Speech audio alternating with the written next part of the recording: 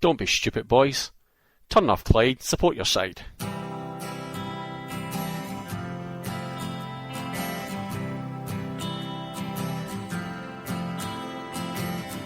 I would like to leave this city. This old town don't smell too pretty, and I can feel the warning signs running around my mind. And when I leave this island, I book myself into a soul asylum, 'cause I can feel the warning signs running around my mind. So here I go, still scratching around in the same old hole. My body feels young, but my mind is very old. So what do you say? You can't give me the dreams that are mine anyway. Half the world away, half the world away, half the world away. I've been lost, I've been found, but I don't feel bad.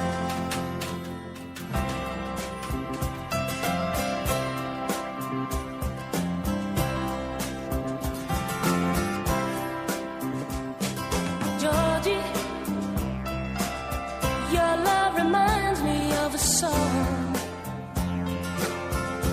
When it's new, you put it on, and its refrain you'll remember.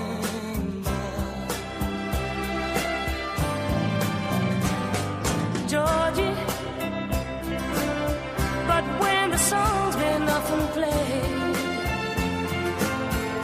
another song that has been made makes you forget what you liked the other day.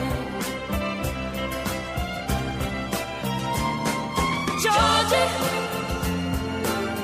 there was a time you played our love. Remember, I'm not a record you can play and turn it off.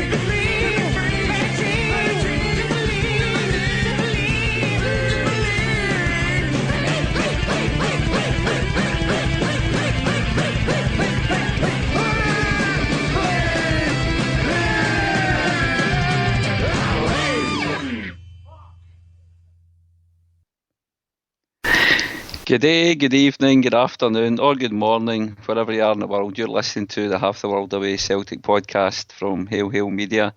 My name's Kevin O'Neill and I'm based in Mandurah in Western Australia, originally from Coatbridge. And over on the other side of Australia, in sunny Victoria, in Melbourne, we have got, Melbourne, Victoria, I should say, my good friend, Mr. Patrick Close. Good day, Pat. A G-Day, Kevin. How you doing? G-Day, mate. I'm very good. And happy Christmas. And Happy Christmas. Happy New Year. Yes. Are you enjoying your summer, Kev? Is it nice and warm enough for you over there? It's been beautiful over here, actually. It has been beautiful. What's the weather been like in Melbourne this weather? A bit mental, really. We had 4 days of... 4 days, sorry, it was something like 41, 42 degrees every single day. I do remember that because I saw your posts and you were struggling a bit, weren't you? Oh, we got cooling in the house, but it was just, fairly horrible. I was messaging my friends back in Scotland saying, do you want to swap?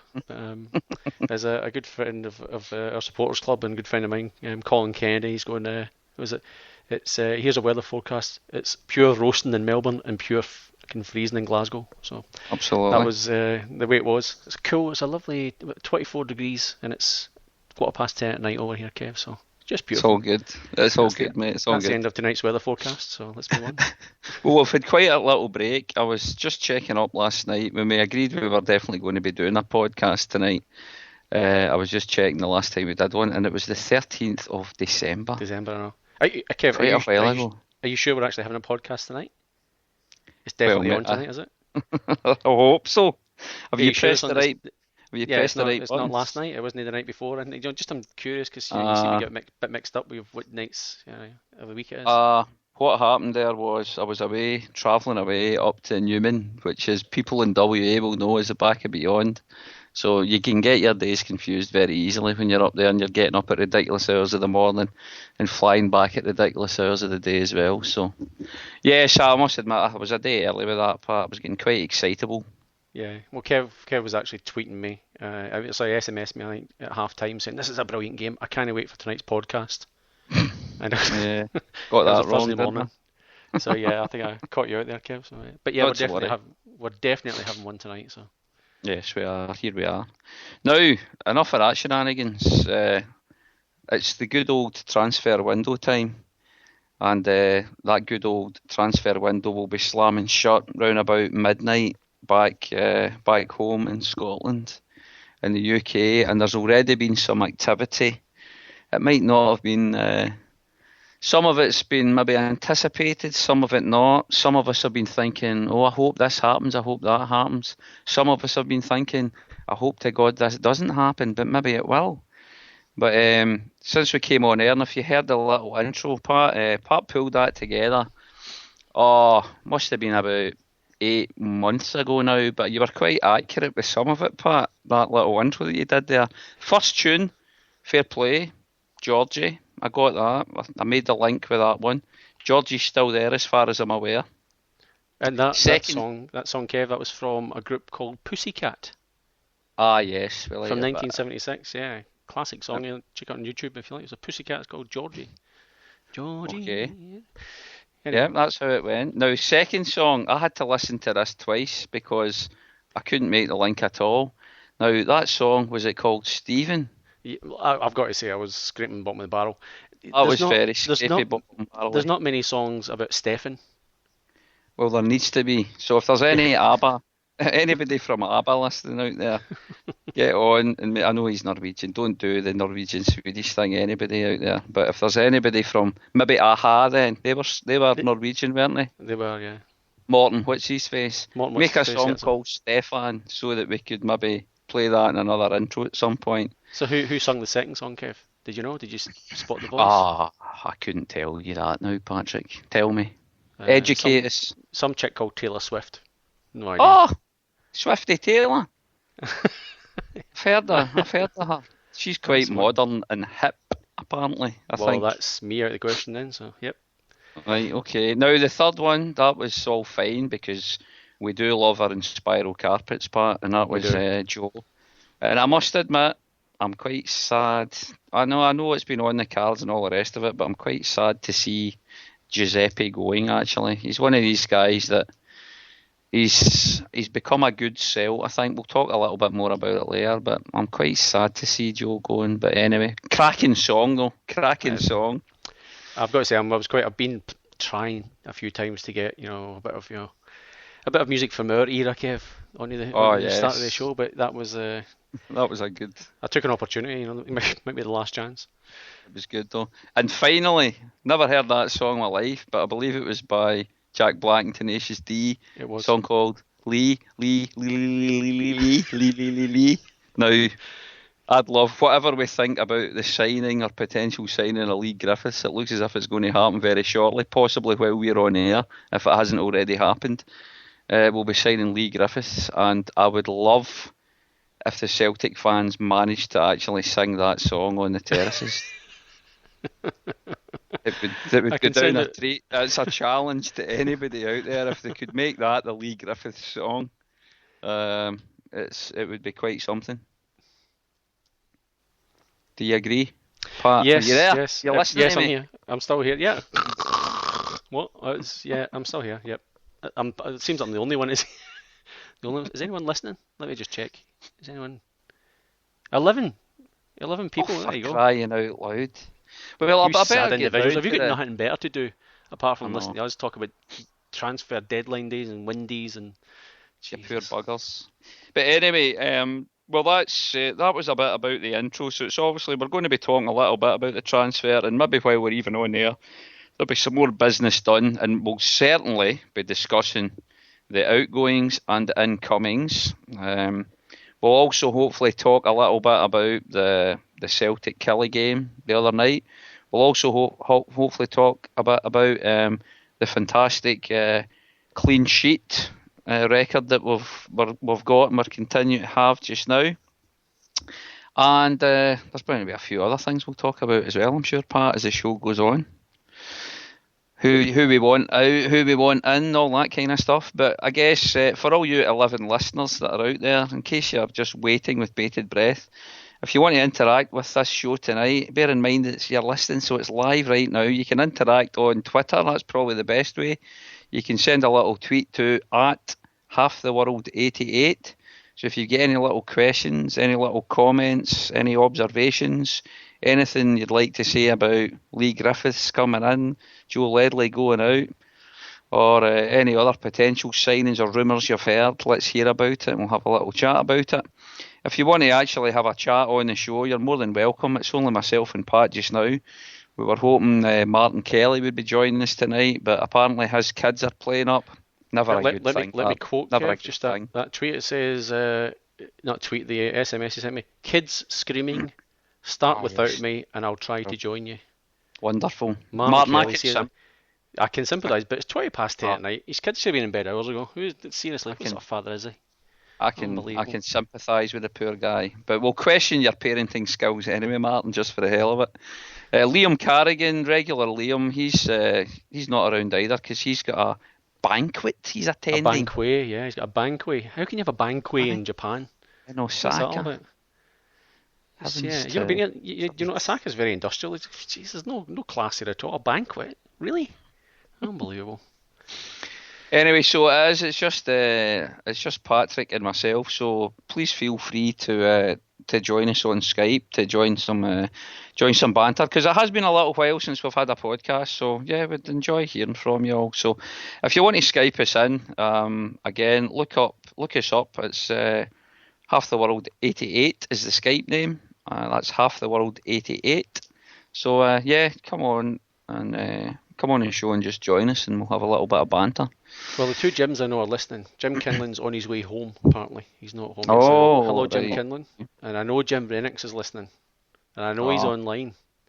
Well, Jim does say, he said earlier on that he's got the booze in, so maybe when he's fueled up on the booze, he might give us a little tinkle. I don't Come on for a know. rant about Lee Griffiths. Yeah, He might come on for a rant. Or there might be more than just Jim ranting about Lee Griffiths tonight. We'll see how we go. Oh, that'll But be anyway, interesting, yes. See before we get on to the signings, the incomings and the outgoings part, let's have a quick chat about the game the other night against Killie. First of all, did you see the game? I did on Channel Dave. All good. Yep. Happy with Yep. that. That's good. And what were your thoughts on it?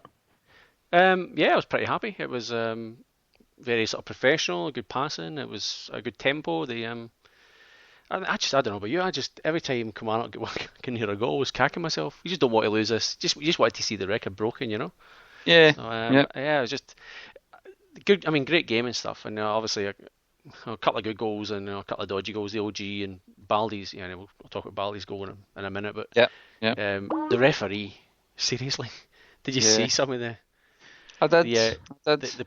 the comments of the pull of his jersey Yeah, in the box? Now you can understand if a referee's blindsided, yeah, and that's fair enough. You get that. Like you can only call what they see.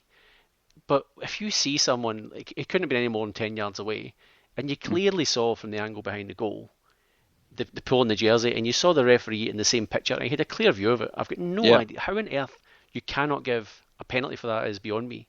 yeah, But then go to the other side of the park, and it was the French guy, I can't remember the guy's name, French player burst through, and I think it was Van Dijk. Yeah, it was Van Dijk pulled him down as well. yeah, yeah. And well, Right on the edge of the box. I'm not convinced it was a penalty, but Jesus, man, that was if it was even a free kick, I reckon it was pretty damn close to sending off. So yeah, I don't know. I think we kind of got away with one there as well. But the referee I thought was shocking. But that same referee, 'cause I don't know, you don't watch the highlights on the SPL official thing, do you?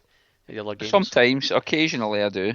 Yeah, go back and watch the game he did. I think it was a week before, might have been 2 weeks before, where he'd sent guys off who should never have been sent off, and I can give a penalty for a penalty that wasn't. You know, it was just it was ridiculous. It was just, and I actually remember kind of laughing at it, going, Jesus, if that's the standard. And then sure enough, the same guy pops up the other night for our game. So I just knew it was going to be fraught with controversy. But anyway, I can't remember much in the second half that was controversial, but the first half, those two changed games. Those two incidents, you know, like we're lucky we got the goal sort of shortly after it through Ledley, but Jesus, what was your take on it? The penalty, the Commons one. Do you think it was a blatant one? Or? I think it was yeah, but I've seen it's one of those ones you've seen them given, you've seen them just ignored completely. But again, it's okay one guy potentially missing it or making a mistake, but you've got the other guy on the line that should at least be sticking his flag up and saying, well, wait a minute, if you didn't see that, I'm going to help you out here, because it was a blatant tug on Commons, and Commons had no reason to stop or hold himself back or anything. So when you saw it in the replay as well, as you said, it was straight in line with him. It was a crazy decision, and I think Big Virgil, that's twice Big Virgil's done that in the last couple of games. We've had a wee dodgy challenge that if it was us, we'd be screaming for it. The Hibs game, the Hibs one was absolutely blatant. This whole thing about he hardly touched him in the box, but he touched him. Yeah, it was exactly. You're right. If that's you, if that was us in any sort of high-profile game, we would have been. Absolutely. We'd still been talking about it. You'd be going mad for it.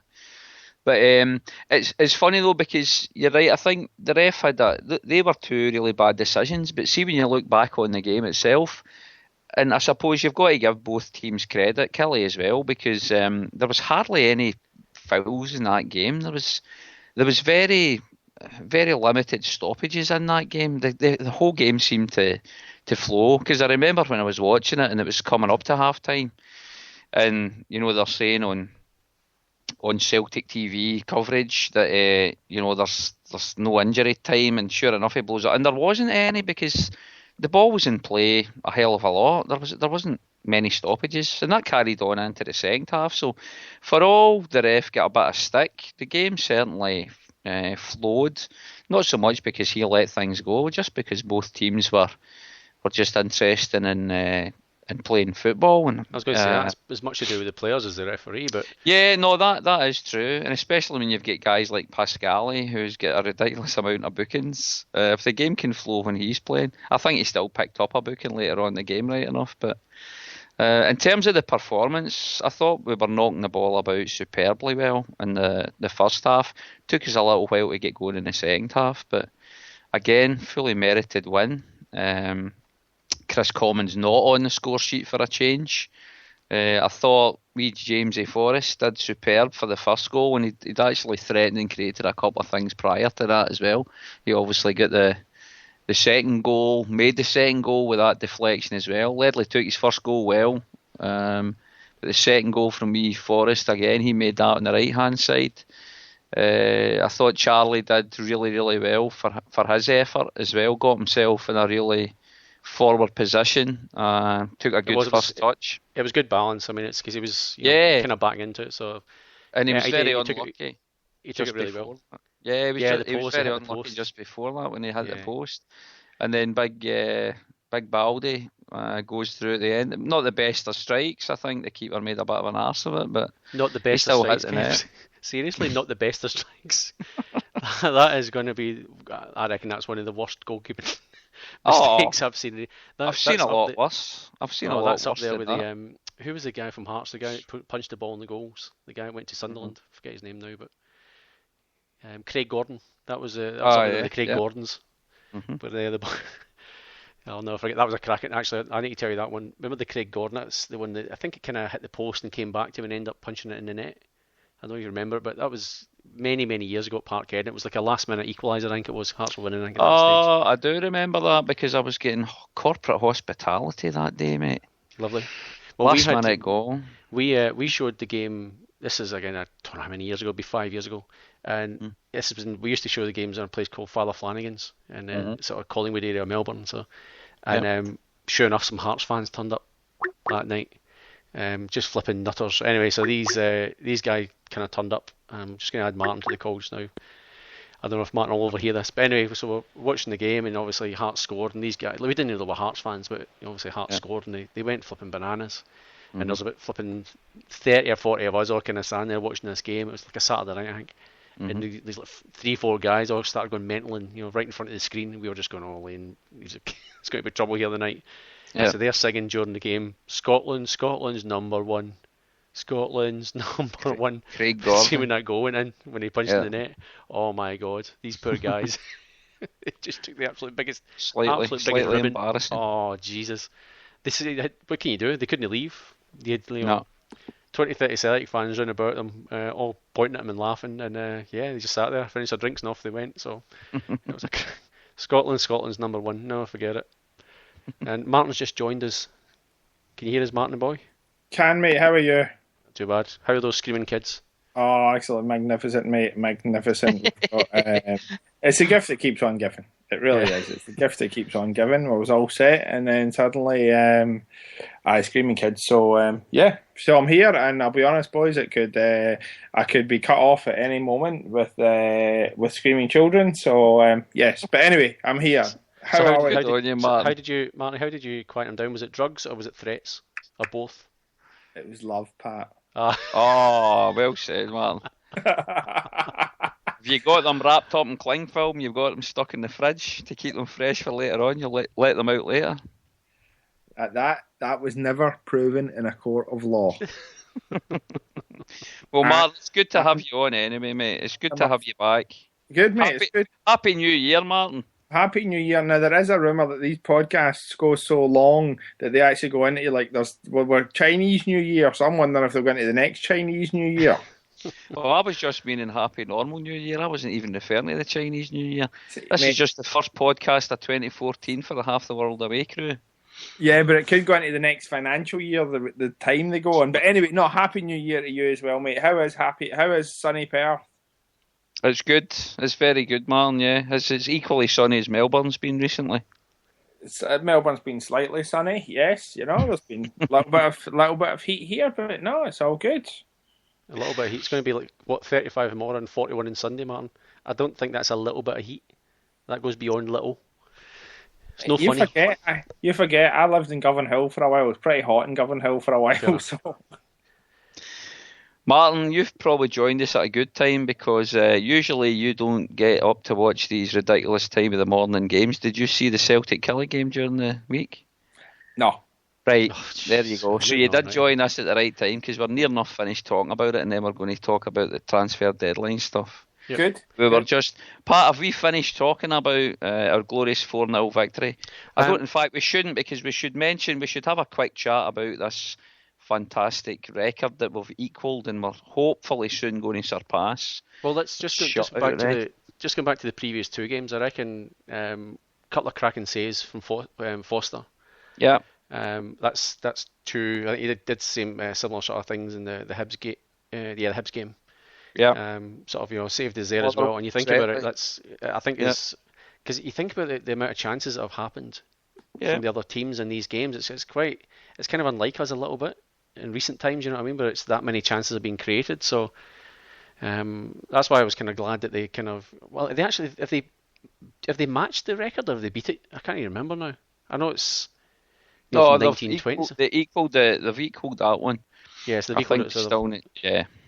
I think they're treading a fine line, I reckon, with that one. I reckon Hibs created a few good chances, and so did Kelly as well. So, but yeah, like Foster's, I think saved us a couple of times. So, and fingers crossed, nothing happens today. But I think he'd be a massive loss. But yeah, I just thought I'd sort of mention them. I think he's made a bit of a difference. I think there's obviously not Virgil's obviously playing really well, but as you said before, there's been a couple of little minor slip ups. Yeah. You know what I mean? So it's whether they can keep it going for the next game or two, I don't know, but I guess we'll see how we go. I think you mentioned earlier on, Pat, that it is, there's a feeling, and I must admit I felt the same every time they were coming forward. I mean, it's going to go soon, but you hope we beat this record anyway, set a new record, and but you do every time a team comes forward or there's a slight chance.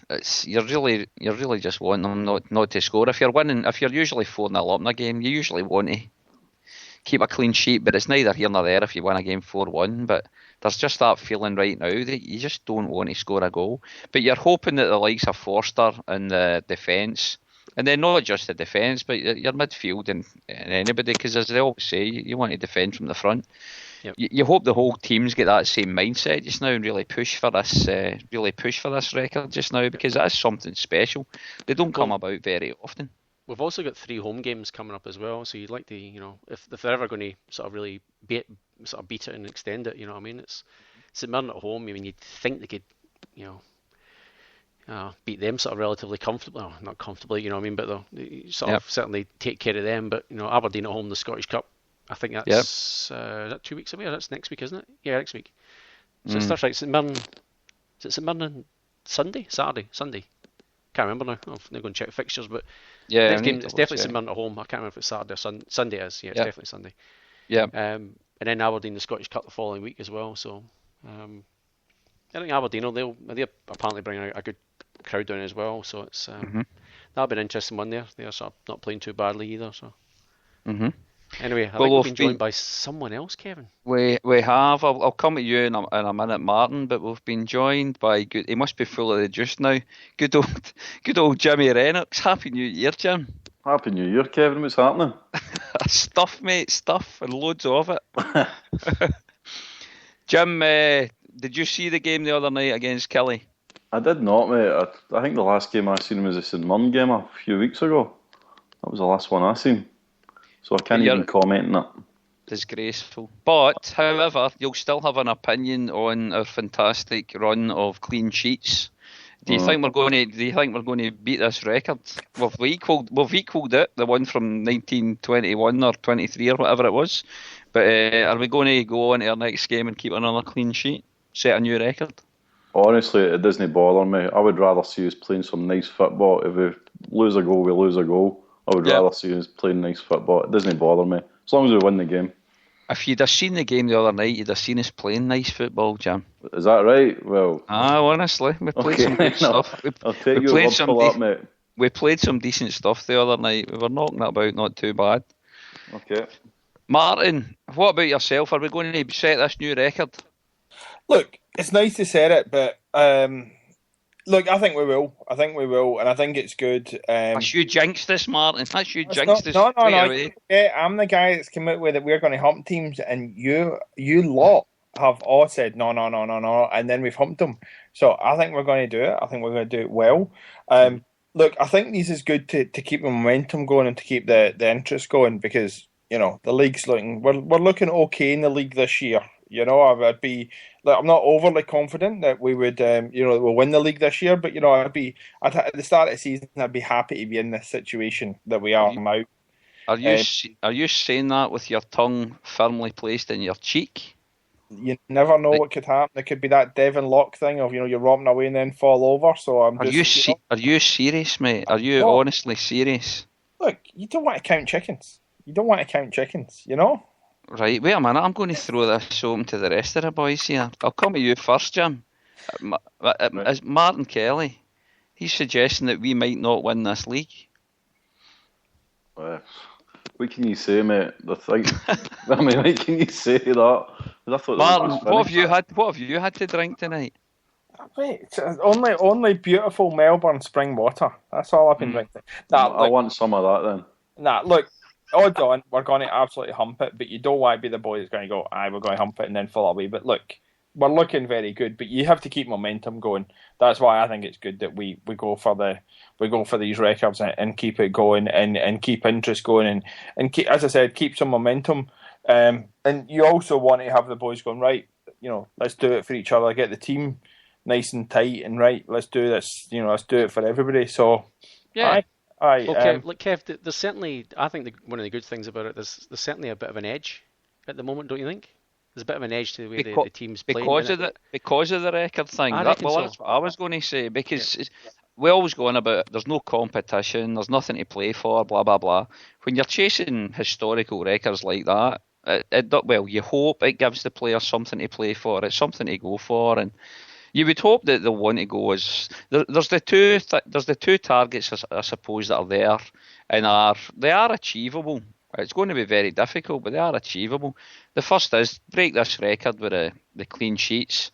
I doubt we could go the whole season without conceding another goal, but bloody hell, that would be amazing. But there's certainly that other target of going through the season undefeated. Now, the closer we get to that, the more reachable it becomes, and you would like to think that that's something that could motivate the players. I know it must be difficult to motivate the players just now with the current conditions in the league, but I would agree with what you're suggesting there, Pat. I think that it is hopefully something that can give them that little bit more motivation than they would ordinarily have if Kev, it was.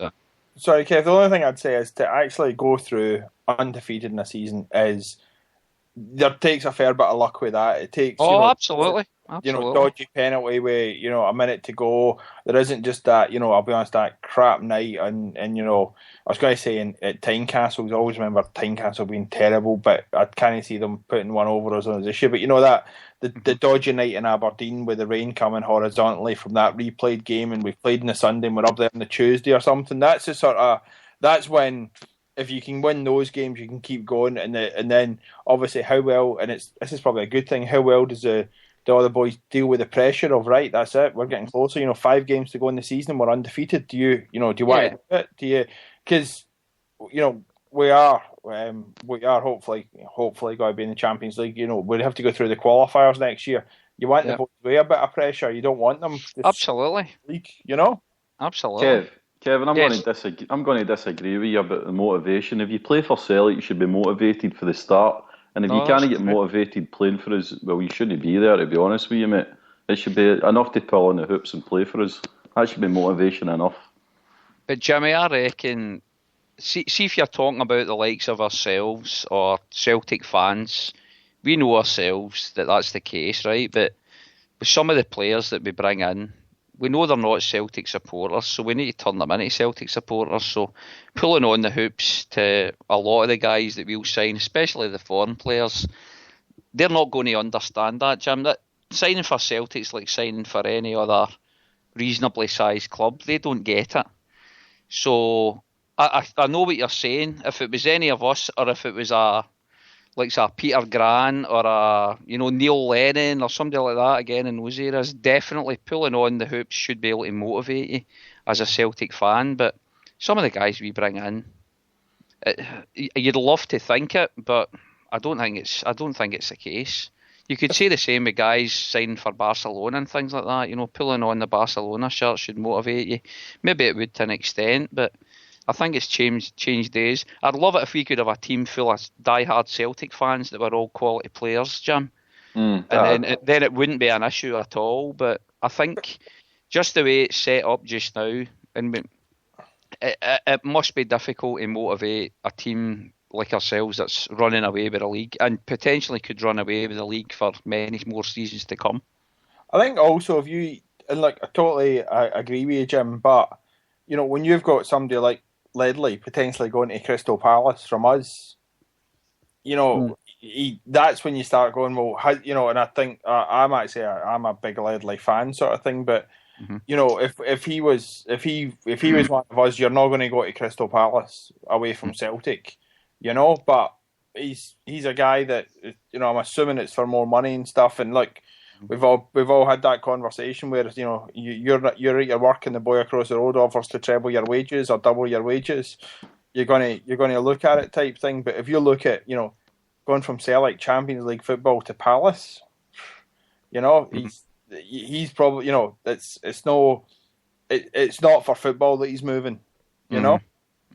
Or sorry, that's my opinion. It's not for football. So he's Kev, just getting back to the, you know, whether it does give him an edge or not. I think there's a negative side to it as well, because obviously Lennon's sort of pushing for this.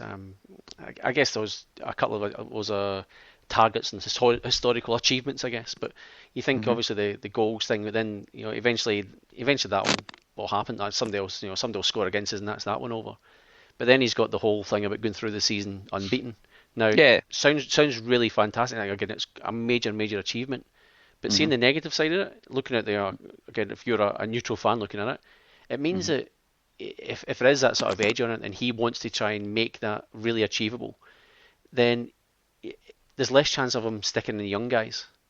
You know, as you said, if he gets to 5, 6, 7 games before the end of the year, and they're still, you know, unbeaten, or they're still going through undefeated to that stage, at that point, Lennon's going to look at it and go, well, look, I can stick on, you know, a couple of young guys, you know, and, you know, or I can stick with the normal guys and try and get this record. And I think that's again, our detriment, in my opinion. I reckon it's just another one of those sort of negative things that I think Lennon doesn't really need much of an opportunity to stick with these tried and tested favourite guys without thinking down the track of, well, if I can get game time into, you know, X number of young guys, you know what I mean? Fisher's obviously come in and done sort of really well, but, you know, guys like that coming in and done well. But I don't think Lennon, any sort of opportunity Lennon will to put in his tried and trusted play. It doesn't matter how much off form they are, they'll still be in that team. The whole Charlie Mulgrew thing. Doesn't matter how bad he was playing, he was still somewhere in the team. I think that's one of the biggest negatives of it, because I think everybody really wants to see, you know, some young guys put in there and given a chance. But so if that's just my thoughts. If it does get to that stage, and the longer it goes, the less chance those guys have of coming in. You know, if we end up getting beat in a couple of weeks' time at Tynecastle, you know what I mean, then right, that's it over and done with. I don't know what Martin was saying about not winning the league and stuff like that. That's just poppycock. But that's when you have to start looking at bringing young guys in, giving that exposure. So, and sadly, guys like Roger aren't there to experience that. But, you know, there's obviously other guys in there. So what you have, if Ledley is gone, Johansson's obviously going to get a big opportunity to come in and do his stuff. And but, you know, you think one or two other guys can get slipped in there as well. You know. Boys, does it also sort of devalue the league a little bit that we can go through? Like, does it if we're trying to sign somebody and they go, hold on, you never lost a game all season? Does it? And I don't know the answer to it. I've just thought about it as we're talking, and I thought I'd throw it out to you. It's a fair point. I think our league's been devalued for a while, to be honest, Martin. I don't think it's always been dismissed south of the border. Most of Europe kind of look at the Scottish League with disdain, I suppose. They always used to say it was a 2-horse race. It's clearly a 1-horse race now. So I don't think that's going to change for a long time. So I guess it depends on what a player is after when they come. If they're wanting to get paid a reasonable wage and play for a team that win things, then they could do a lot worse than signing for Celtic. If they want to be coming up against the, you know, top teams week in, week out, and be really up against it, and you know, suffer defeats as regularly as you win games or draw games, then they maybe wouldn't look at Celtic. But I honestly think it's something that we've lived with for a long time, Martin. Look, I think you've probably got a point there. Look, I think it is what now. The only thing that always annoys me about that is it's dead easy to go. Only 2 or 3 teams have won the league, and look, it's gone back to what 85, 84, something like that before us or God rest our soul, Rangers had won the league. But you look at a lot of the leagues around Europe. There isn't the 7 or 8 teams that have won it. Oh no, absolutely. No, and I think it's dead easy for people. Look, I think you're right, and it's because it's been so long, and realistically, there's not even been that. There's been the odd challenge here or there, but there's not been that sort of big consistency stuff to the middle of the 80s. Look, I think our biggest thing is Champions League football. You come to us, you get Champions League football, it's a huge draw. And potentially you get then a move to the Premiership, I think that's our biggest things, and playing in front of X amount every week sort of thing. Yeah, definitely. I mean, guys, I'd like to keep it on the topic of the transfers in and the transfers out, because we've kind of touched and we've discussed a little bit about Joe Ledley, and I'd just like to get around you all and just to get your view on the Joe Ledley moving to Crystal Palace. Jim, I'll ask you first of all, was the timing right for Joe Ledley to go? Will you be sad to see him go? Is it a really bad move? Should we have tied him down? What do you think about the whole Joe Ledley situation, first of all? Yeah, I think it's probably time to let him go. I don't think he's really kicked a ball in the last year anyway, Kevin. So I think it was time for him to go, move on. He obviously wasn't too bothered about signing on anyway, or else he would have. He said he's been speaking about it for since the start of the year. So sorry, since the start of the season, and it's never happened. So yeah, it's probably time for him to go. Not got a problem. What about you, Martin? Look, I liked him, but if a boy's not wanting to sign a new contract with him, he needs to go. You can see why he wants to go to Palace. You can see, he wants to go to the Premiership, try and do well, try and see then can he get a move. I just think Palace, it's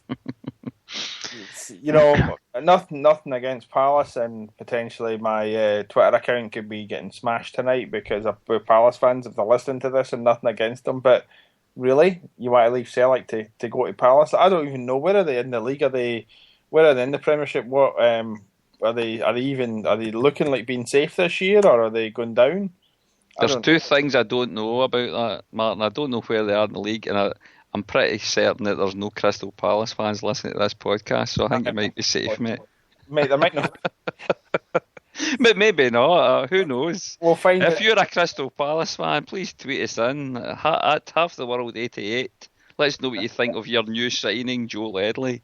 I'm just actually trying to quickly look and see whether they're in the Premier League, Martin. I know. They're definitely there. Oh no, but I'm just saying, where are they? Like, are they bottom with 0 points, and you go right there? They are 4 points off relegation zone. They're 4 points above West Ham, who are in third bottom at the moment. So, all right, so maybe knocking on the door.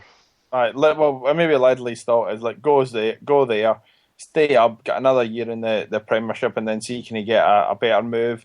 If he's not signed a new contract, then see you later, Joe. And realistically, we've got more midfielders than season ticket holders at one point, I think. So, or other clubs. So I'd be saying, like, good luck. Thanks for the memories, mate. Yeah. Goodbye. Now, also part of it was he on? Look, you never truly know. But did we sign him on a Bossman? So was he on big money? He would have been. I think the rumour was a big signing on fee when he moved from Crystal Palace. So. Right, and a reasonable wage. Right, so on us. If we're looking to re-sign him, we either need to keep the same wage, and again, it comes down to pound for pound or dollar for dollar. Can we go out? I've got no idea, but if he's on 25 grand a week, and who else can we sign for that? Who else can we get to play regular type? And it's you just make those calls. Always sorry to see him go, but if he doesn't want to sign for us again. Yeah, see you later. They've already signed the replacement, Martin. The replacement's already signed. Aye. So Johansson, as soon as I saw that was on the cards, I think the right one was on the wall for Ledley. I mean, he's been one of my favourite players since he signed. I just love that sort of player, a box to box player, guys that just put in the work and they a bit of grunt and a bit of not afraid to not a dirty player, but he's not going to be kicked, or if he's kicked, he'll kick back. You know, he's a bit of spine to him, sort of thing. So in Aussie rules, they talk about sort of things like second effort and all that sort of stuff. You know, and actually gut running. Gut running's a big term they'd use if you go to sort of coaching sessions and stuff like that. Gut running basically means when you've got nothing left in the tank, you still push yourself. And he's one of those sort of guys. Back in Scotland, guts running is diarrhea, basically, is it not? Very good. But you know what I mean? It's the sort of player who just, when he's absolutely spent, you know, when some guys just give up and they just, you know, they won't track back and stuff like that. And that's what his, I guess, legacy will be for me. I reckon I'll sadly miss him. I think, as he's been one of my favourite players for a couple of seasons. I haven't hidden that fact, and you know, he's certainly my sort of midfielder. Yeah, moreover, you know, guys like, you know, Brown, and I mean, Wanyama was great, but Ledley's just my sort of guy, you know, my sort of midfielder. I'd have guys like that in there all the time. And I said, when I saw Johansson was walking through the door and signing up, I just, my gut feel was that was Ledley finished. And there's been massive criticism as well about, you know, this is Law's fault for letting it go this long and stuff. But look, simple fact is, if a guy doesn't want to re-sign with you, you can't force him. You know, we can't force him to leave. You know, I mean, we can't force him to sign a new contract. It's, you know, I don't see what the club can do about it. You know, I think it's also, Pat. It's the deal that's on the table, and there must be that walking away point for both sides. Now, let's just assume he's on 20 grand a week, just as a nice random figure, right? He's on 20 grand a week, and the club say, "Listen, we're willing to pay you, I don't know, between 18 and 22, right?" He probably goes, "Well, it's not worth my while moving. I'm playing Champions League football, whatever."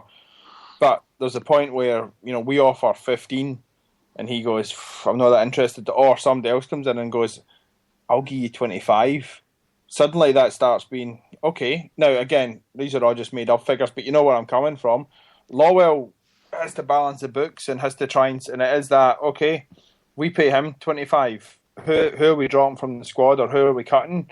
Or, you know, can we get somebody else in at 18 who we think's a better player, or at least an equal player, and spend a couple more grand on somebody else each week?" So, and you're right, you can't make somebody sign. The whole point is, I sign for 3 years, or I sign for 3 years, and at the end of that, I can walk away, and the club can also say, "Listen, mate, we didn't rate you that much. Close the door on your way out." So, I get a bit frustrated with people bagging Lawwell, where he's just trying to, he's trying to run a business.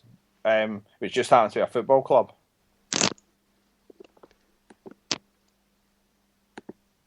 Are we still here? I am still here. Guess we lost Kev, that's over. I'll just go. I just need to get some hay to go and feed the horse that I was on there a minute. Get that soapbox, Martin. I think Kev dropped. I think. Oh, he's back, is he? Is he back? No. Yes. No. So Jim, what's your? Well, I'm here now. I did drop out. So Jim, what's your take on it then? I mean, what's your thoughts on the, you know, the Crystal Palace thing? You know, does he want a better contract, or, you know, is it going to be sadly missed, or do you see Johansson just, you know, Ledley out, Johansson in, and it's a straight swap like for like? Well, it seems to be a straight swap. Crystal Palace. I mean, English football is just overinflated and overrated, really. Isn't it? I mean, if you go to Crystal Palace, but you're going to be fighting a relegation battle year in year out. That's if you stay up. You have to think of what's down there as well. And I don't know if you followed Twitter earlier today, but Graham Wilson from Beyond the Waves went through. I don't know, he must have too much time in his hands, but he went through Joe Ledley's tweets, and there's a lot of references to him spending time in London. Who's this Ruby May? Ridgeway or something, yeah. You know, had a great time in London. There was loads and loads of them. If you look at retweets from Beyond the Waves, you'll see I must have seen probably, you know, 5, 10, 12, 15 of them today, and there was so many things about spending time in London. So, but yeah, I don't know. So there may well be something down there that would draw him to the London area. So God only knows. So there was obviously big talk about him going to Cardiff at one stage, and it never sort of panned out. But So yeah, it'd be interesting to see like the kind of the reasons for it, and maybe Crystal Palace is the right fit for him. If London is the sort of place he wants to be, if he's got family, relations there, I don't know. But I think is everyone still there? Yeah, I'm still losing. I'm still here. Kev's dropping off the line. I've got no idea what's going on. Some keeps coming up on Skype saying there's a problem with the call, so we'll just keep talking because he talks crap anyway. Aye, But I never rated him. his son's probably playing with the PlayStation or something like that. He's probably on the internet smashing it. But so yeah, I mean, I don't know.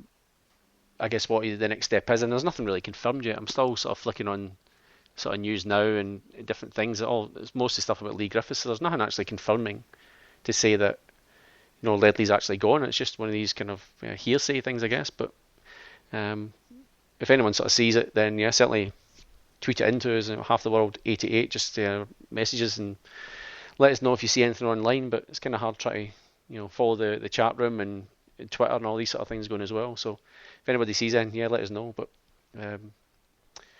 we'll see if Kev comes back in a second or not. Is he there? Are you there, Kev, yet? No, I'll take that as a no then. So I guess a couple of the other ones we'll look at. Won't sort of talk about the big one, but Stefan Johansson, what's your thoughts? Have you seen any of him since he signed? Any of the YouTube stuff that was floating around? I've not seen a lot of them, but I'm pretty happy with the little bits I've seen of them. So yeah, I suppose that's time will tell. Time will tell whether he turns out to be as good as we hope he'll be. What about you, Jim? Have you seen any of them on Not- YouTube? not Not a thing, Pat. I don't Not a really get into YouTube to check players out to see how good, bad, or indifferent they are, mate. I just prefer to watch them playing themselves rather than a 5-10 minute snippet of them. Yeah, and in truth, I normally do the same sort of thing. But with this transfer window, when the name came up, I must have been on Twitter on Kerrydale Street or something. It just kind of said, I was just mentioning this link, and it was like, as you say, it's like a 5-10 minute thing. But the guy certainly does have great vision. There's certainly no doubt about that. He's a great left foot on him. But yeah, again, as I said, the first time I saw it was an instant. Is this Joe Ledley +1? I don't know, but he can certainly pick a pass. Where that can be transferred to the Scottish game, where you don't probably get as much time on the ball, and where they can transfer that to Europe, well, time will tell. But I guess we'll have to figure that, or they'll have to figure that one out and get him trained up to that stage. But I just hope he's got the same engine as Ledley has. I said I do like that sort of, I guess, the fight and that Ledley has. You know what I mean? And I think this guy, from the little snippets I've seen, seems to have it. But again, as you said, we'll actually watched him, in a full game to see what he's got. But because that's been my take on the whole Rogic thing as well. I still, to this day, reckon that the reason he hasn't really sort of kicked off his career with Celtic is I think defensively he's really slack. I think I just what I said before about the whole gut running. He's not that type of player, but Pat, Rogic isn't a defensive-minded player. That's what really annoys me about watching Celtic. Now everybody's got to have this kind of rigid, you've got to be able to do this. Why do you not let a forward-thinking player play forward rather than going out wide, dropping back? Why do you not let the guy play the passes that he can do, play the position that he can play, rather than expect him to turn into something that he's not? I'm not necessarily disagreeing with you, but I just reckon that's my take on why he's not quite sort of pushed into the team. Yeah, I reckon and I agree with you. He doesn't track back, and I agree with you. And it'll be interesting to see if he does actually break through into the Australia in the World Cup, because Australia, they're going to get absolutely humped in the World Cup. But if he does come on and does play, they're going to depend on him and need him to be tracking back and to be putting that dig in and making sure that they, that they're defensively, because Australia, I don't know if anyone's actually watched Australia, anyone outside Australia has watched them in any sort of qualifiers and stuff, but they're not the same Australia of 2 World Cups ago with Kuhl and Viduka and Cahill sort of coming through and Schwarzer and stuff like that. It's a very, very different team, and there's a lot of hope and expectation on Rogic as well. Martin will probably testify that down in Melbourne there's this whole I guess mass wave of Rogic fans, and that he's going to do the job for us in the World Cup. But Pat, I couldn't agree more. The amount of times Australian boys have said to me, "How come he's not getting a game in that?" And it's that random convert, where you go, "Oh, okay, well, he's just not breaking into the squad" type thing. And I totally agree. I think I'll probably Australia's going to struggle desperately at the World Cup. And I think the only thing I hope is if he goes, he actually isn't broken because I think potentially they could be beaten by quite a few goals in every single game. And you hope it doesn't destroy the young boy out there. But the key is he's been talked up an awful lot, let's just say that, by everybody here. And I hope he comes back and manages to get a bit more experience sort of thing. Yeah, and it's sad because he'll be playing live right now. They're playing over in Perth, so I don't know I think Kev's got Foxtel, Jim, any chance? Not anymore. But I've moved house and I've just not bothered getting in. Fair enough. I might get in again, but I'm not too worried just now, mate, to be honest with you. Yep. Well, if Kev comes back online eventually, because he's obviously having problems, he's been on again, off again, on again, off again. So if he comes back online, we'll maybe ask him to flick on the telly and see if he can watch it. It's probably actually, according to the huddle board, it's actually, I think it's BT Sport. He's actually been shown on that as well.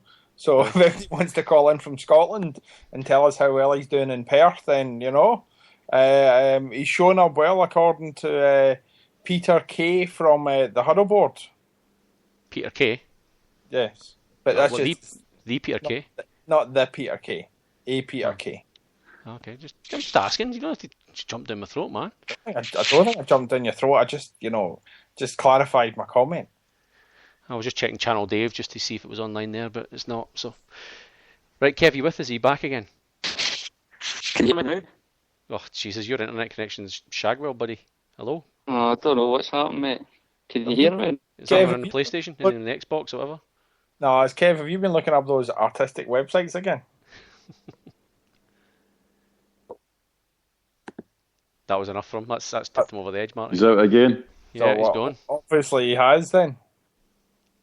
So I don't want to go into the Lee Griffiths and all stuff and all that sort of thing without the bold Kev. So, but yeah, I don't know. Like it's getting on sort of Rogic, but if anyone happens to be watching it, then let us know. But he's been in the press a hell of a lot here. Again, I don't know if you've probably seen it as well, Martin. But I don't know up north, Jim, whether you guys have seen much of it. In the Age and the Herald Sun, there's certainly a lot of talk about him, as well. So he's kind of the marquee player. But I'm in rugby league territory, mate. Yeah. All the talk about it, they're coming back into pre-season here, so all you see is the Brisbane Broncos running about here, there, and everywhere. Football's not the biggest thing in the world here. Yep, but think of other guys that have gone out then. So before we go into the guys who've signed, you've got guys like, I don't know if you've seen online just now, but they're trying to cancel the contract of Bangura. They're trying to sort of can him as well. So you get guys like him on the way out. McGeoch's going to Coventry. Yep, seen that. Puts Atajic, he's got his. I thought that was crazy. Why do you let that young boy go? They're obviously trying to give him time, but Christ, at some stage you just have to bite the bullet and give him half a chance, McGregor down at Notts County, at some stage you just have to bite the bullet and go, get him back and stick him in there and see how he does. Especially a forward, midfielders leaving, forward as well. You're screaming out for scoring goals, and you've got a boy there that's been banging them in the under-21s, reserves or whatever it's called, but you give him a chance, he scores a goal, and then you get rid of him for the rest of the season. It's crazy. It's absolutely crazy. I can see why they've left him with Norwich. I keep saying Norwich. Notts County they're struggling at the moment. They're fighting relegation, so they would really be pushing for it, and he's obviously developing a lot down there. But yeah, you come back at some stage. You just have to say that give the guy a chance. Because he's done it absolutely perfectly. He's went there, obviously busted his ass to try and prove a point and get a spot in the team and stuff like that. So you'd like to think other guys will do the same. You'd like to think Rogic does the same and just absolutely has an absolute brilliant time at Melbourne Victory. Slightly different standard over here. But McGeoch as well. Do you see any way back from McGeoch, or is this just stick him in the shop window? Looks like that, doesn't it? Looks like shop window stuff, definitely. He's not kicked a ball all season either. That's right, he isn't. What do you reckon, Martin, of McGeoch? Do you think he's got half a chance, or do you think this is just the beginning of the end for him? Look, I always It's funny. I'm totally torn on this for the simple reason is I love if a boy's not getting first team football, and you give him, at the start of the season, you give a month or two, or realistically, you give it to the end of, the Christmas, New Year transfer window. So he's had a red hot crack at it. If he's not had if he's not had first team football, then get him out on loan to try and, see if he can improve. Like, one of the biggest things was Beckham going to Preston North End and then came back a much, much better player. But there is also that there's not a lot of boys that have went out and then came back and broke into the team. So I think it is a lot of time of, we'll get him off, or at least get part of it off the wage bill, get him away and see if somebody else is willing to pick him up. But I would hope we take him back and have a red hot crack at it. Kevin, you back with us yet? Well, I don't know if you can hear me. I've been listening to you for the last 10 minutes, but I'm scared to say anything in case you can't hear me. It's very, very distorted, but have a crack anyway. Can you? Have you gone again? Jesus, what's going on here? I'm on my, I don't know, I'm on my phone. I'm going to... I think Kevin's on the Heineken, isn't he? I think he's spilled it in his phone, his laptop, and everything. Reboot everything, Kev. There you go. There's an IT guy's recommendation. Aye. Can you, Reboot Kev, everything. turn it off and turn it back on again? I'm going to try. Restart your modem as well. I will. Your wee internet box. And that. And make sure that... I'll try. I'll see what goes on. Hold on, is Stephen Hawking's phoned in? Welcome. So he's gone again. But yeah, so what about Bangura then? He obviously be devastated to see him go. The bold sheriff, as someone famous once called him. Well, you just bite the bullet, didn't you, and just tell him to go. That's it. What's the point any longer with him?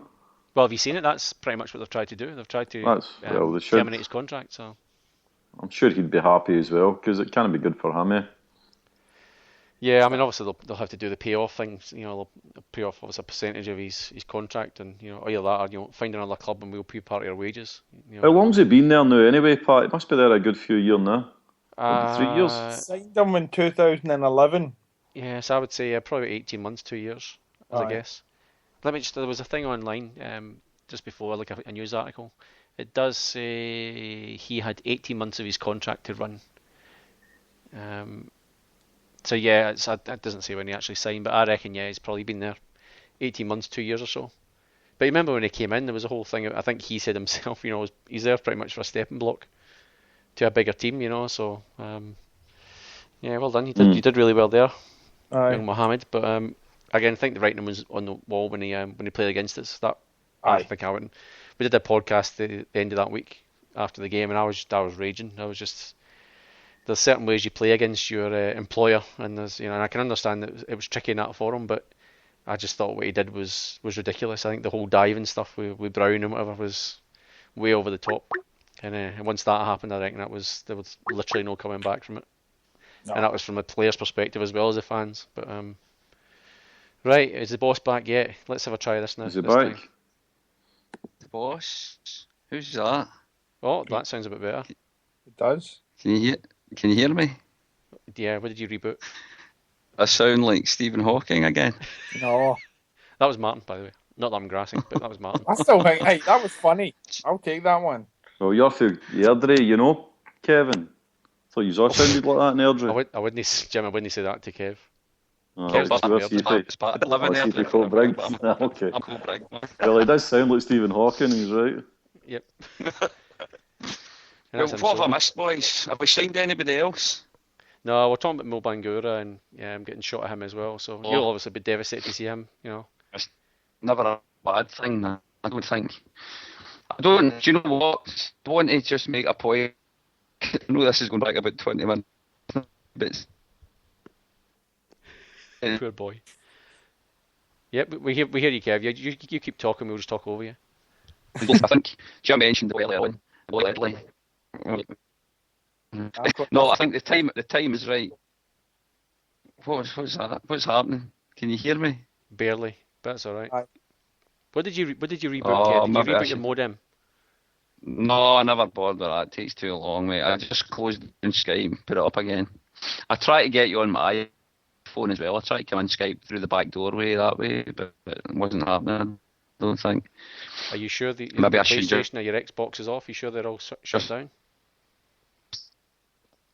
I'm positive, mate. I've asked them all. There's nothing's changed. I don't know what it is. Maybe this headset I've got on. It's not the headset. Am I sounding like Steve? I'm sounding like Stephen Hawking again. Sound like Stephen Hawking's underwater. You're in that pool again, Kev? You might as well be. Are you on wireless, Yeah, Kev? isn't it? Are you too far away from your wireless connection? That could cause it as well. Well, Are you too far I away haven't from moved. wireless? I haven't moved. I'm in the same location as I always do. The show. Yeah, well, I just, can't. how's your, I how's don't your know what wireless, it is. How's your signal I'll on try it? something else. Right, carry on as you were. I'll leave you to it, and I'll maybe try later. Well, we can't do it I'm without you, enjoying it. Kev. I can hear you now. Yeah, it's all right now. I'm enjoying the show. I'm enjoying the show. Well, we're going to sort of move on and talk about obviously our potential new signing. It looks as if it's going to happen is Lee Griffiths. By all accounts, he's getting a medical right now. So before you do get cut off, what's your take on the bold Lee? Lee. I'm not a fan, guys. I'm not a fan. I hope the guy turns out to be an outstanding striker, but he's as I've said in the past, he's one of my stereotypical good SPL type striker. He does a job for the likes of a Hibs, or he could do a job for a Dundee United or something similar. He's going to be a Willow Flood-esque player, somebody that caused us a few problems. Somebody that caused us a few problems when we played against him, and you think, oh, he causes us a few problems, but I honestly don't think he's... Put it this way, he's not a Champions League striker.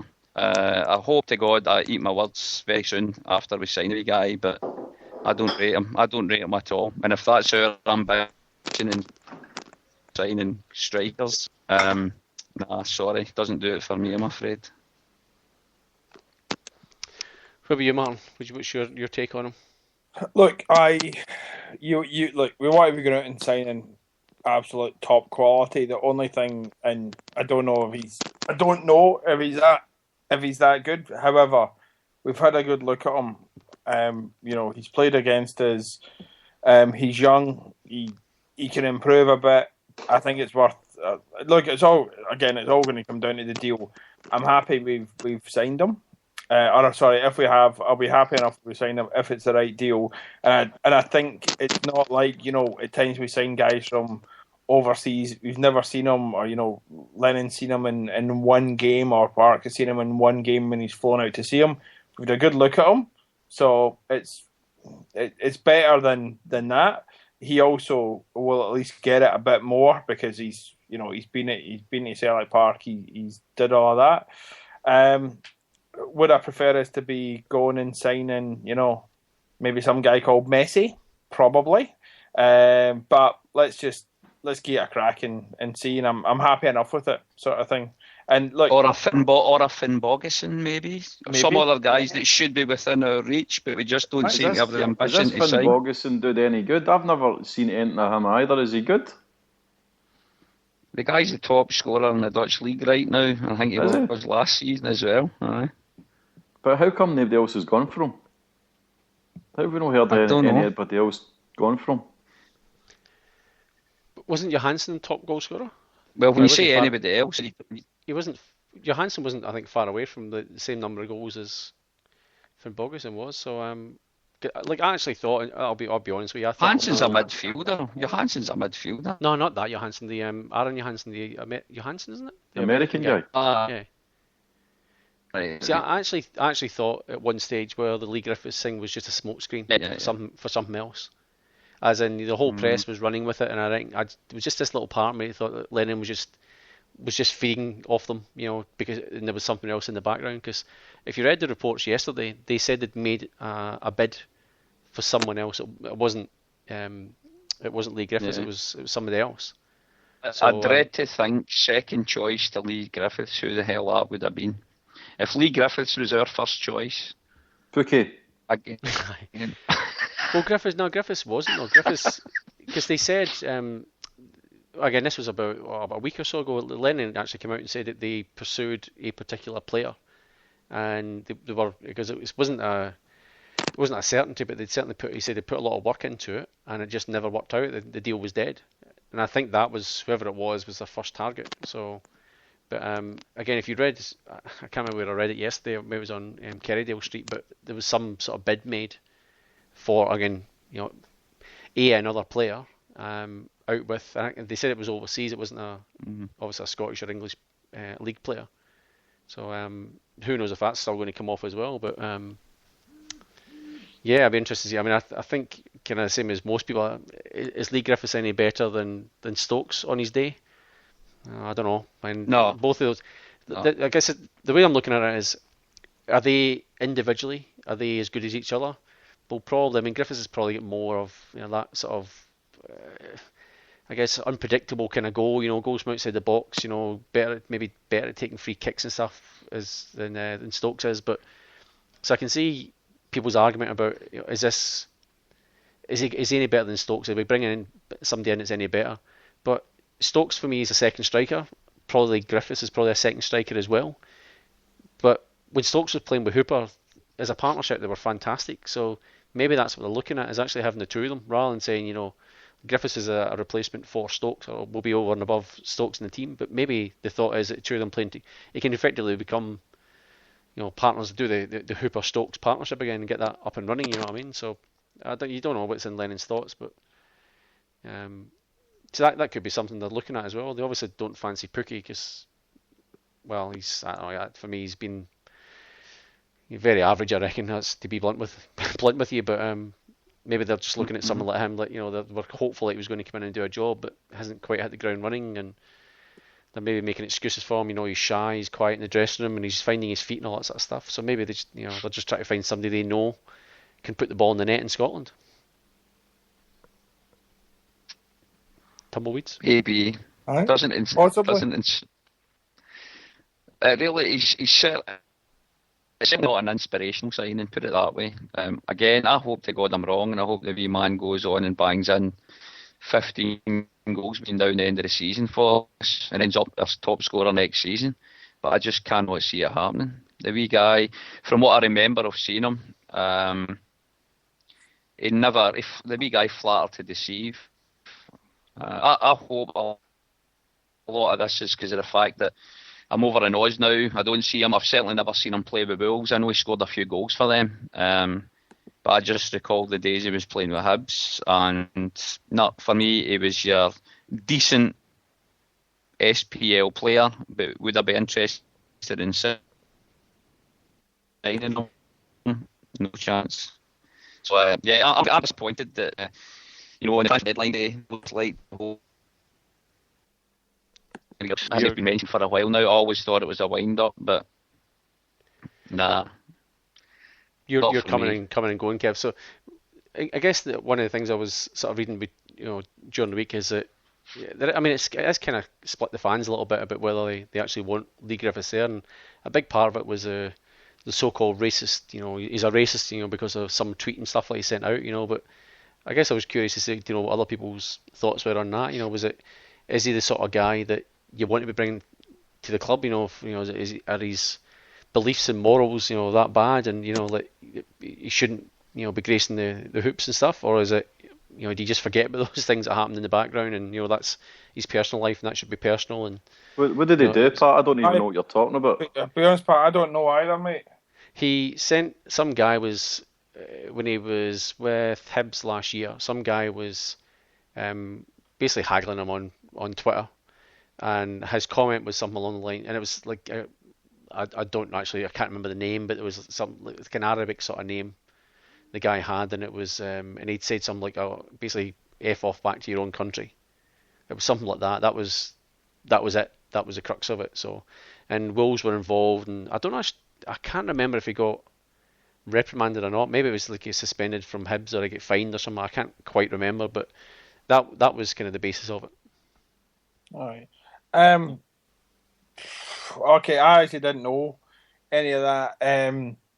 I suppose what I would say is I'd like to see the whole context, but that sort of comment doesn't sit well with me. And he's also, if it was only last year, it's not like he's that, young 16-year-old boy that thinks it's funny and suddenly, you have to sit down and go, look what you've just done. But I'll be honest, Pat, I didn't know anything about that. Though I'm quickly now looking up Wikipedia to learn a bit more about him. But it doesn't sit well with me. Let's just say that. I think we're Celtic. In fact, we were talking about this the other night with some guys. Celtic's always been an inclusive club. We've always accepted people from everywhere, and that's the sort of players I want to have as well. So, Jim, what's your take on it then?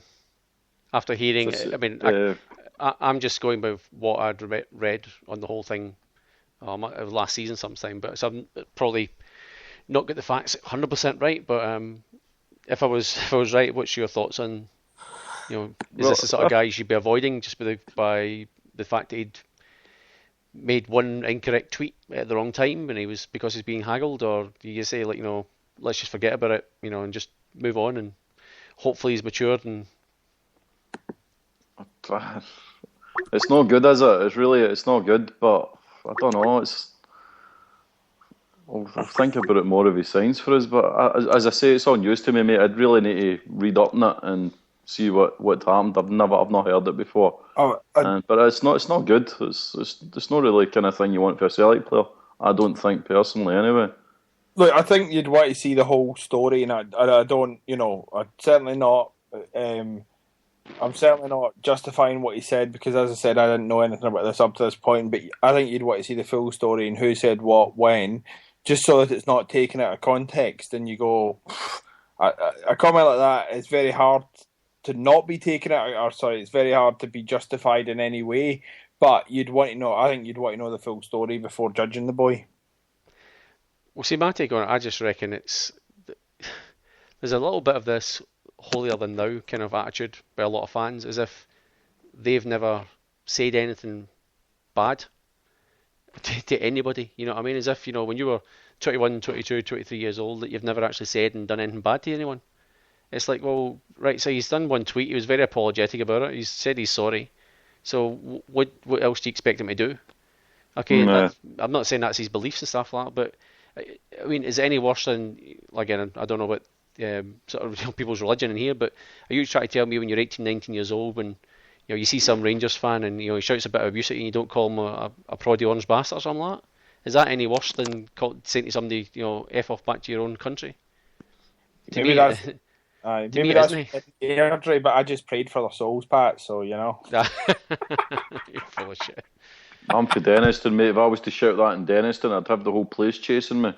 Oh, you know what I'm saying, though. Like, if people try to tell me they are I know what you're saying. So Definitely. perfectly pure that they've never said anything about somebody's religion, colour of their skin, playing a football game and some guy crunches you and you stand up and go, like, you're black that, you're Chinese that, or whatever, you're Asian this, you're wog or whatever, it's just, you try to tell me every Celtic fan who's criticised Lee Griffiths for this one tweet has never in their life said something bad to anybody.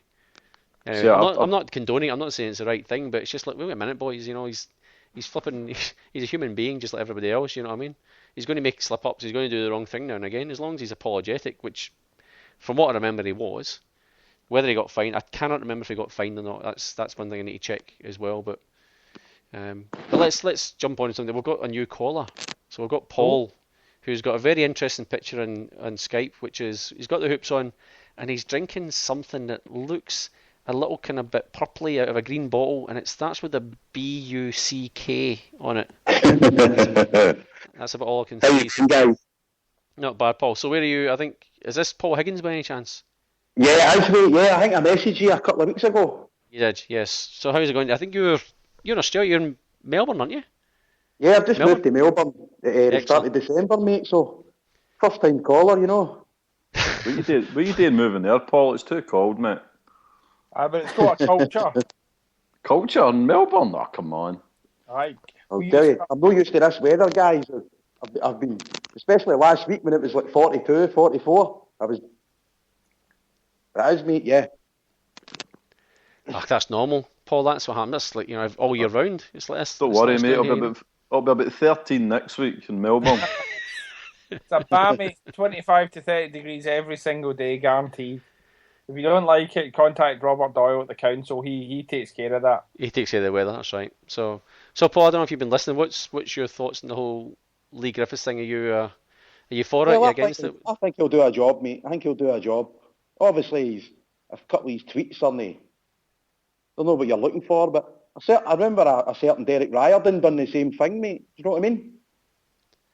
Yeah, I don't think anyone's kind of condoning it, but at the same time, it's the guy's made one flipping bad tweet and he's done one stupid thing. I don't know, not one stupid thing, but He's a daft young boy for Scotland, mate.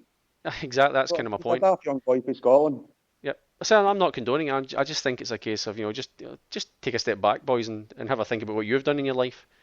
And what you've said to people when you anytime between your 15, 16 and up to mid 20s, when it gets to the point where you realise, well, I should just keep my mouth shut and there's no saying I'm going to get in trouble. So anyway, I don't think it's any worse than what you'd say at a flipping football game. Scott McDonald wasn't a Champions League player until he signed for Celtic. Neither was Gary Hooper. So you need to give the guy a chance, mate. Do you know what I mean? That's right. So do you think he would come in and effectively replace somebody like Stokes, or do you think he'd come in as a fallback to him or a partner? I don't know, mate. I don't know if they would maybe play him out wide, maybe instead of Samaras. I don't know, mate. I don't know what Lennon's thinking. Do you know what I mean?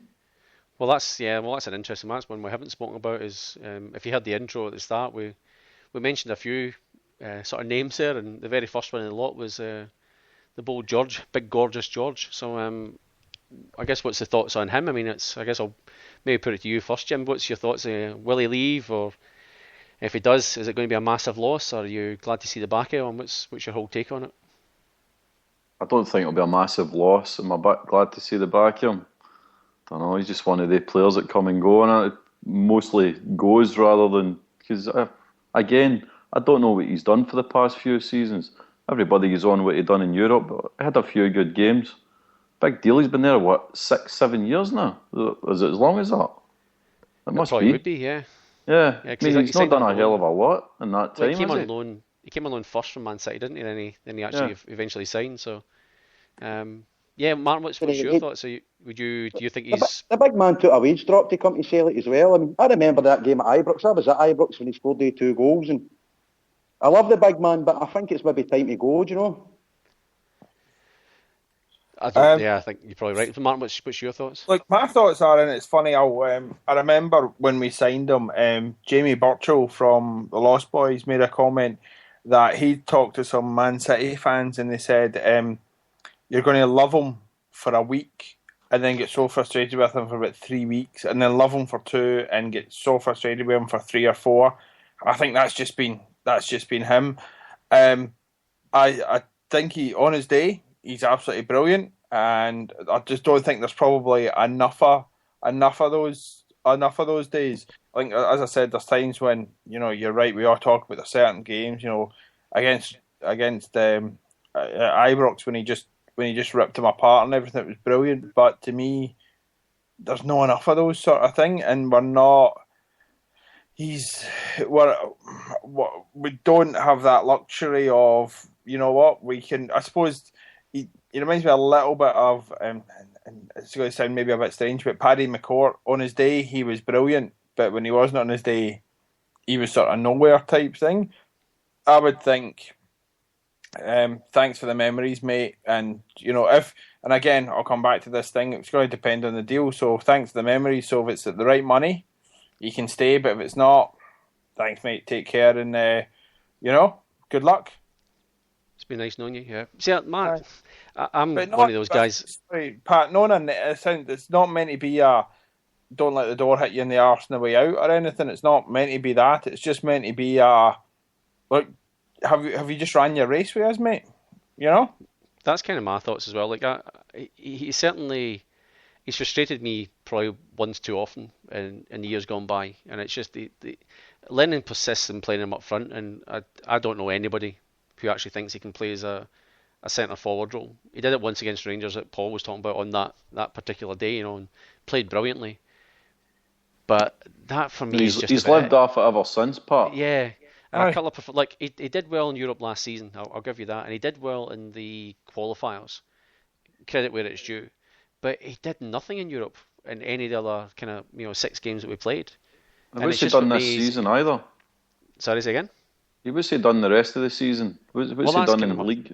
That's kind of a point. Like, I'll be honest, I would rather have a genuine left midfielder, playing in the left midfield position, not somebody who's been adapted to it. Teams are just on to him. Like, I mean, as you said, he'll have the odd sort of cracking game, and I mean the odd cracking game. But I don't know if you recall this conversation, Martin, but I remember, and I've mentioned it even on here a couple of times. I said probably 2 seasons ago at that stage, after I think the Euro Championships, when I think Greece were involved, was that I would have sold him that summer because he had currency at that point, and I would have used the money. I'd have sold him, and I would have sold Hooper, and I'd have bought Johnny Russell, and I'd have bought Gary Mackay-Stevens right at that point, because I just think Mackay-Stevens in there, a genuine left midfielder, not a right-footed player who plays in left midfield, who does the odd sort of good thing. I'm talking somebody who's been, for me, consistently good the past couple of seasons in that position, and who would be available, a team that are openly, will take offers for the players. I don't know what teams are scared of. I think Mackay-Stevens has played pretty well again for a couple of seasons, but whether it's the bad injury he had at Liverpool and all that sort of stuff, I don't know. But I would just like to see a genuine left midfielder in there, and maybe that's what Boricta was bought for. I don't know. With the thought I would agree with that as well, mate. But Boricta doesn't seem to be. He seems to be glass ankles, mate. Doesn't he? He can't play 2 games in a row. I think that's part of the problem. I reckon it was, and I think everybody was at a sick note when the day he signed. Yeah. And when you see that, you just go, "Oh Jesus!" And those people that were commenting on that thing were right. He has been sick note since he flipping joined. So, but I don't know. I mean, like they've got, I guess, options. They could put Charlie Mulgrew out there. You could, but I would just like to see how we perform a genuine, like a real midfielder, left midfielder. Ledley's left-footed, but he's not a left midfielder. He belonged in the sort of centre of it. But to me, Joe Ledley's box to box, mate, the old-fashioned midfielder, isn't he? Exactly. So I mean, that's what I'm saying. You need somebody who actually plays genuinely out wide, and that's why I thought somebody like Mackay-Stevens would have been brilliant for the role. He's got that a bit of I don't know, just a bit of flair about him as well, mate. Do you know what I mean? He's got a bit of flair. You know what I mean? He's beating a player.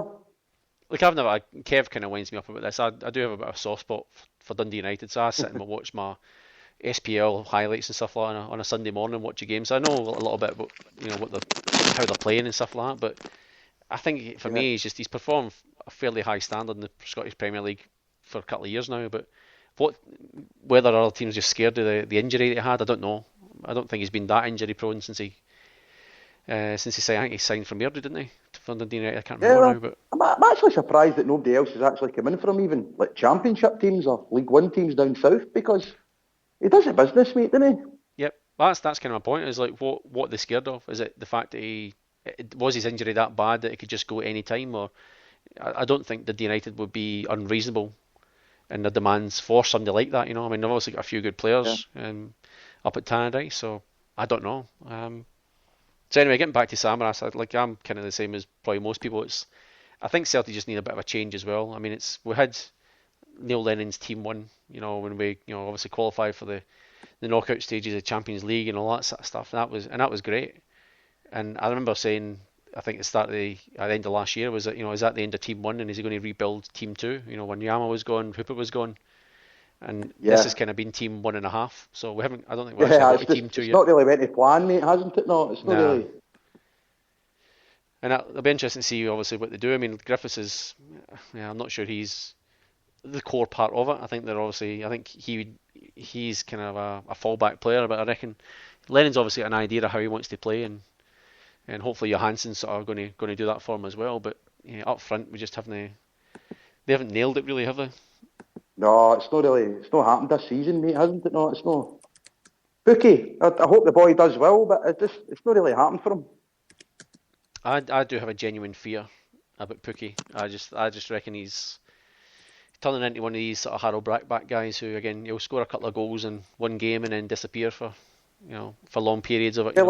Hopefully not, but I don't see him being a 30 goal a season potent striker. Do you know what I mean? Doesn't he look the part so far? I agree. I don't think he's got that sort of natural instinct. I mean, he's not got that killer instinct. He's not got the poacher's instinct or nothing. He doesn't. And I reckon that's where Griffiths may come into his own. I think because I think he does have that. The fact that if you read something, and again I was listening to Homeboys, I think they were saying that he's pretty much scored a goal every 2 games, every club he's been at. Whether it's You can't Livingston, argue with his, the last 2 seasons he had at Hibs. I mean, he was there. He scored all the goals, mate. You know what I mean? Well, he scored more goals than Yari Hooper. So Well, you there you go. got to be he scored more goals in and let's face it, a fairly average Hibs team, than what Hooper and Stokes did. So I think you got to give him a little bit of credit for that as well. Well, mate. See a Sorry? couple of free kicks he scored against Hearts. It's good for a free kick. Exactly. I mean, that's why I reckon he's got that sort of. I guess it's the unpredictable. He could maybe pull a goal out of nowhere that some of the guys that we don't have. So, but I guess I'll be interested to see how that sort of pans out. But again, you guys. I don't know if you've seen anything else, but I'm just sort of trying to flick on the news to see if there's any sort of news. Whether it's Ledley, going out and stuff like that. But again, nothing's really. Did you see that one in Sky Sports News about apparently Ambrose to Fulham? Is that just I did see it. I reckon that's just rubbish.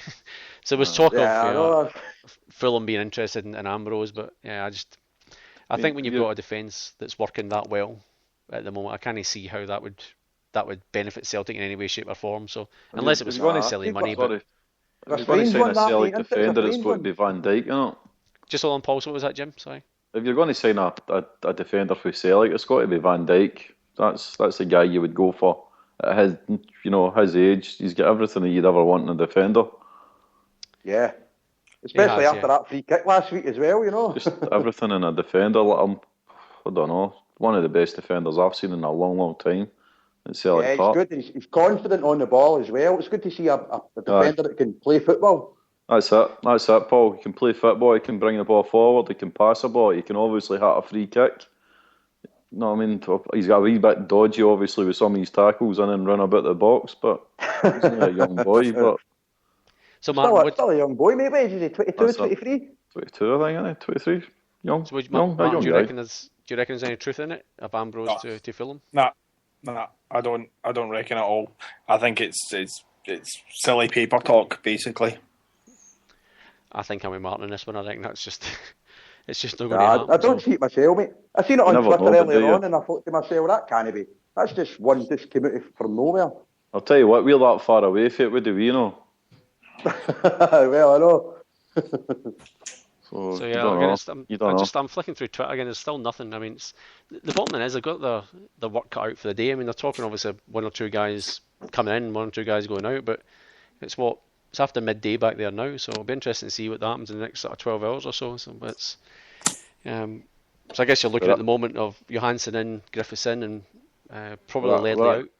By that time, Pat, I'll be waking up with a hangover, mate. So you can just let me know what's happening some other way. No bother.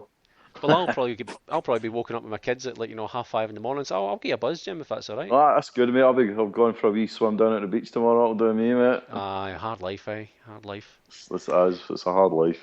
It is. Well, as there's no other news kind of coming up, I think Kev's actually tweeted us. Bloody hell, that's how desperate things have got. Kev's actually tweeted us saying, "Big Georgios in the same boat as Joe. Time is right to go." Thanks, Kev. You should call in, Kev, sometime. That'd be really interesting to hear your thoughts. But yeah, there's nothing else really coming up. I thought there'd be a bit more activity, I guess. So maybe we'll maybe start winding things up, because it would be about the shortest podcast we've ever had, which we're only up to now, an hour and a half. Jesus Christ. So yeah, is anyone any other thoughts on you want to discuss between now and the end of the show, or should we just sort of wrap things up? I'd just wrap them up, mate. I think it's. Right. Kev's drowning in his Heineken in his pool somewhere, so he's not really interested anyway. What about you, Paul? Is there anything going on in Melbourne? So what's the story with you? You got down to any of the clubs to watch any of the games, or are they at fully crappy times? No, really, at the mate. moment, I went to watch. I watched the Hearts game in the Celtic club a couple of weeks ago, but they only showed the first half, mate. Then they closed the club. So as you do, yep. I've just you should been join a real supporters club, though. You should basically. actually go and actually meet up with a real supporters club, Martin? I definitely, mate. Pint on punt. Pint on punt. When I first got here, I was on the Google and I went up there, but it was a Saturday afternoon, And obviously the time difference, it's quite hard to catch a game, mate, do you know what I mean? Well, most of the games are like 2 in the mornings, so we don't Yeah, I get know. much chance. But there'll be a few more when the clock's not changed, but that won't be till end of March, is it? I April. can't remember now. April, why? Yeah, it's April, so that's just the way it goes. It's welcome to Mate, being you a just admit- Celtic fan in Australia, Paul. That's just the way it goes. It's easier for me, mate. I'm an hour behind you again, so I'm a wee bit easier than yours. Lucky you. Once the clocks go back, the clocks go forward, whatever, then I'll head up to pint on punt as long as there's a couple of games on, mate, do you know what I mean? Catch up with the boys. Well, Martin will be there. Martin's a regular, so All right. what do you mean, oh, aye? Anyway, so I guess I'm we'll go agreeing through. with Is there you. any? Sorry, I meant aye. I'm a regular. It's good. So, wait, see this thing, the Gold Coast. Who knows any more about it? Is it June the what? June the. All right. So I haven't actually done that for a while. Well, did we do any last show as well? So yeah, I this is the Huddle Down Under, Jim. If you don't know anything about it, so it's on the Gold Coast. I June don't know a wee bit about it. Yep, June 6th to June 8th.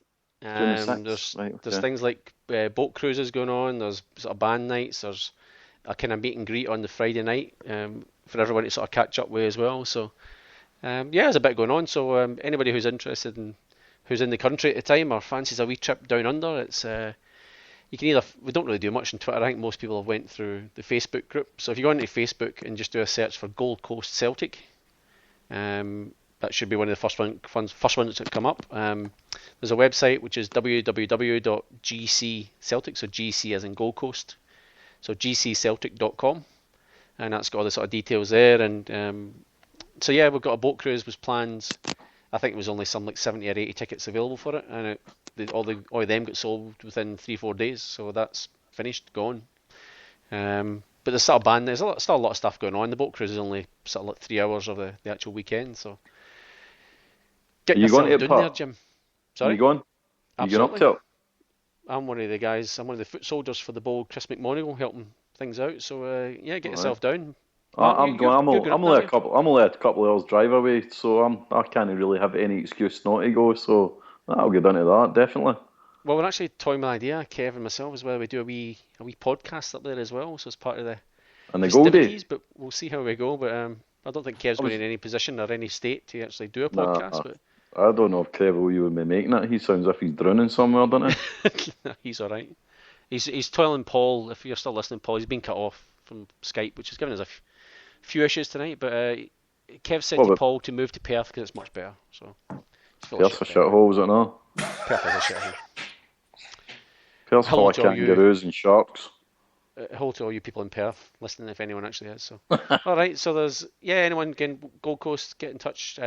Just join the Facebook group or go to the website, and you can email Chris McMonigal from I can't remember the email address, something at gcceltic.com. But all the details are on the website. There is a Twitter account, but in truth, the Facebook one just kind of took over. Twitter one is at GCCeltic, and you can follow that if you like. But again, anyone in Melbourne, Jockstein CSC, meeting the pint and punt for some games when it's not on at 3 in the morning. So you can follow us on Twitter again at JSCSC Melbourne. That's at JSCSC Melbourne. Website, which is Martin, help me out. www.jocksteinmelbourne.com. JSCSC. Let me Google it while you talk. I think it's Jockstein Melbourne. JocksteinCSCmelbourne.com. I'm fairly certain that's what it is. But yeah, if anyone's passing through, you go on Hail Media. There's obviously a heap of other podcasts, but if you're listening to us, you probably know all about them anyway. So, but yeah, that's again pretty much what's happening here. I don't think there's any other announcements unless you can think of anything, Martin. No, nothing to do. I just want to do a couple of shout outs. So when we get to that, no other announcements. Well, as the boss isn't here and I'm actually floundering, let's do shout outs now, Martin. Martin, any shout outs? A couple of shout outs. First of all, to the bouncer that wouldn't let me in to Young and Jackson's last week after the concert. Thanks, mate. I'm a 40-year-old man who wasn't going to cause any trouble, but supposedly too many guys in the pub, and I need to bring birds with me next time. Thanks, mate. I love that. Martin, what concert were you referring to, Martin? You just want to tell that people? would be the Wolf Tones concert. Who were playing in Melbourne last Friday. So did you manage to get down to Brisbane to see them, Jim? No, I had a ticket, mate, but I was in the Gold Coast at the weekend, so I couldn't make it to Brisbane on the Sunday. I had to get up the road, and unfortunately, I did have a ticket, but I had to tell my mate, sorry mate, can't make it, because it would have been another night out in Brisbane, and I'm too old for that shit now, mate, to be honest with you. So, just for anyone, Wolf Tones toured Australia, so they played in Perth. Well, Perth was the last one, the first one was Brisbane. Sydney first, then Brisbane, then down to Melbourne, then over to Perth. So it's a whistle-stop tour. So, yeah, sorry, Martin, about any other shout-outs to you? Shout out to Sean McLaughlin, my cousin from Cardonald, Moss Park area, who actually listened, and I got an email saying, I'm assuming that's you doing the podcast, so to that. And then also, who was here last week, Jamie Hampton from Kings Park, who's on his way back to the UK as we speak, and was out here last week. A big shout out to Jamie as well. So yeah, that's probably the three main, and obviously to my three kids here, doing a shout out so that tomorrow morning when they do listen back to this, they don't go cocoa bananas that I forgot about them, which has happened before. They don't listen to this, do they? Really? No, but they listen to the wee bit at the end so that I say this and then they're all happy. So, you know. Lovely. Well, my son last night listened to the intro and he was really chuffed that his dad was talking from the computer, which is really quite sad. But anyway, until it got to the bit about the song with Lee and there was a sweary word in it, and there was another bit in it about oh my god, because I was doing some stuff for the Lost Boys history thing. I do a sort of bit of an intro for so I was letting them hear a bit of that one, which was part 12 is coming up, I think, this week sometime. Chris has got that lined up, which is going to be another marathon one, apparently. What was the last one? Last one was 4 hours. I think this one's going to be the same, so, which is a nightmare for me because I've got some work to do and I have to listen to them, but that's another story. So anyway, I let them hear it and somebody said, oh my god. Being a young boy going to a Catholic school, I was like, oh my god, you're meant to say that? You're meant to say oh my gosh. So I was getting told off by my son because Chris McGuigan had said, "Oh my God." So yes. But anyway, if Liam does happen to listen to this in about 20 years' time, and he's got some, I guess, worldly wild experience, then I apologise for swearing on live internet.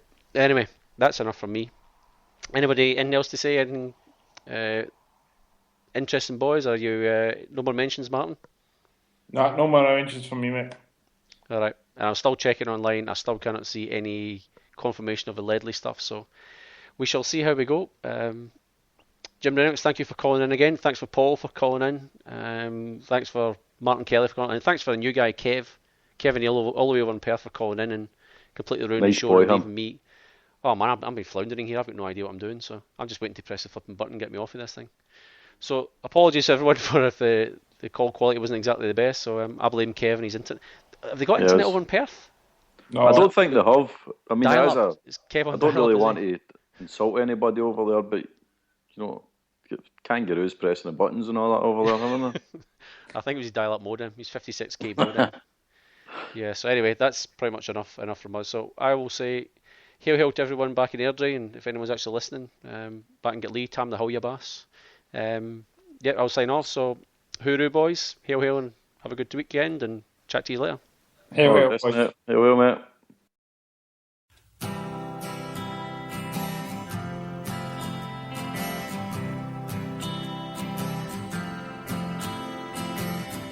I would like to leave this city.